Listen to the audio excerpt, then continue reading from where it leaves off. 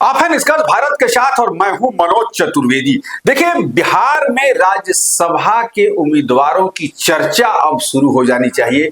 राज्य के 5 सीटें, राज्यसभा की सीटें जो हैं वो खाली हो रही हैं, जिसमें 2 जदयू के कोटे में और 2 सीटें जो हैं वो भाजपा के कोटे में। ये तय कर दिए गए हैं उम्मीदवार कि कौन जाएगा। जी हां, हरिवंश जो हैं जदयू के कोटे से फिर से भेजे जाएंगे राज्यसभा। दूसरा नाम अभी तय नहीं हुआ है, लेकिन भाजपा के कोटे से एक नाम जिसकी सबसे ज्यादा चर्चा चल रही है वो है पवन सिंह। पवन सिंह जो है, कल भाजपा के राष्ट्रीय अध्यक्ष नितिन नवीन से भी उनकी मुलाकात हुई है। नितिन नवीन ने उनको मिलने के लिए बुलाया था, लेकिन क्या बातें हुई वो अभी भी सूत्रों के द्वारा बाहर नहीं आई हैं।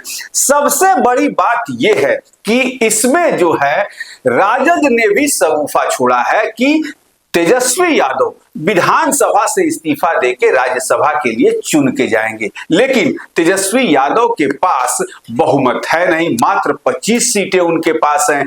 एआईएमआईएम की यदि 6 सीटों को मिला दिया जाए तो 31 ही होंगी, लेकिन 41 सीटों की जरूरत है एक राज्यसभा के उम्मीदवार के लिए। तो उस हिसाब से 82 सीटें, 84 सीटें जो हैं वो जदयू के पास है। 82 सीटों में उनके 2 उम्मीदवार हो जाएंगे, 2 सीटें वहां पर बचेंगी।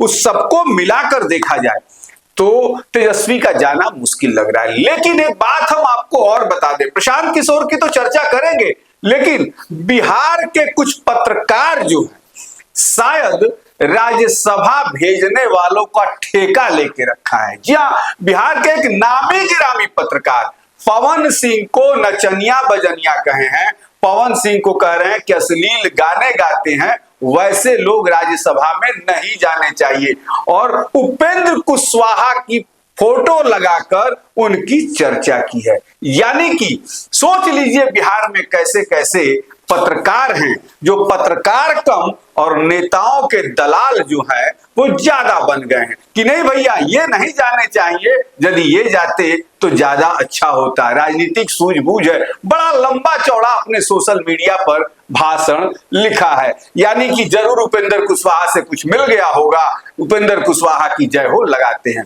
लेकिन प्रशांत किशोर ने सीधा कहा, जब तेजस्वी का मुद्दा सामने उनके पत्रकारों ने रखा कि तेजस्वी भी चाहते हैं कि हम राज्यसभा जाएं, उन्होंने कहा कि भैया कौन राज्यसभा जाता है, कौन लोकसभा जाता है, कौन विधान परिषद जाता है या कौन विधानसभा जाता है, जन सुराज को इससे कोई मतलब नहीं है। जन सुराज को भले हार मिली हो, लेकिन हम जनता के मुद्दे उठाते रहेंगे। 1,90,000 रुपया महिलाओं को दिलवाकर ही मानेंगे।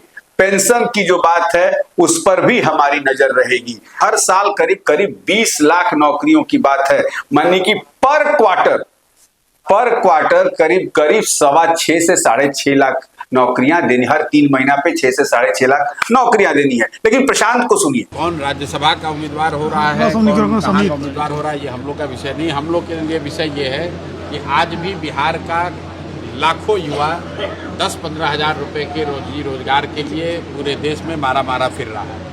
नेताजी के बच्चे लोग, कोई विधायक बन जाएगा, कोई सांसद बन जाएगा, नहीं भी बनेगा तो इतना पैसा लूटा है कि उसका ज़िंदगी अच्छे से चलेगा। लेकिन जो बिहार की गरीब जनता है, उनके बच्चे आज भी ट्रेनों में जानवरों की तरह बैठकर जा रहे हैं और फैक्ट्रियों में 10,000-15,000 की मजदूरी के लिए मजबूर हैं। तेजस्वी प्रसाद यादव राज्यसभा जाएंगे नहीं जाएंगे ये आपके लिए खबर है, लेकिन आपको ज़रूरत इस बात की है कि आप ये खबर चलाइए कि यहीं पूर्वी चंपारण का 7 नौजवान राजस्थान के एक अवैध पटाखा फैक्ट्री में काम करते हुए उनके शरीर के चिथड़े उड़ गए और सरकार के कान पर जू नहीं रहेगा। उस पर मोदी जी का कोई बयान नहीं आया, उस पर नीतीश जी का कोई बयान नहीं आया। उन बच्चों का लाश लाने के लिए भी कोई सरकार ने मदद नहीं की। ये खबर है। खबर ये नहीं है कि लालू जी के लड़के राज्यसभा में जा रहे हैं कि विधानसभा में जा रहे हैं। बिहार के बच्चे नौकरी करने के लिए, मजदूरी करने के लिए पूरे देश में जा रहे हैं। खबर ये है। सुना आपने, सीधा और सपाट जवाब पत्रकारों को कि कौन राज्यसभा जाता है, कौन विधानसभा जाता है, हमें कोई मतलब नहीं है। जनसुराज सिर्फ जनता के मुद्दों को सड़क पर लाके सरकार से करेगा सवाल।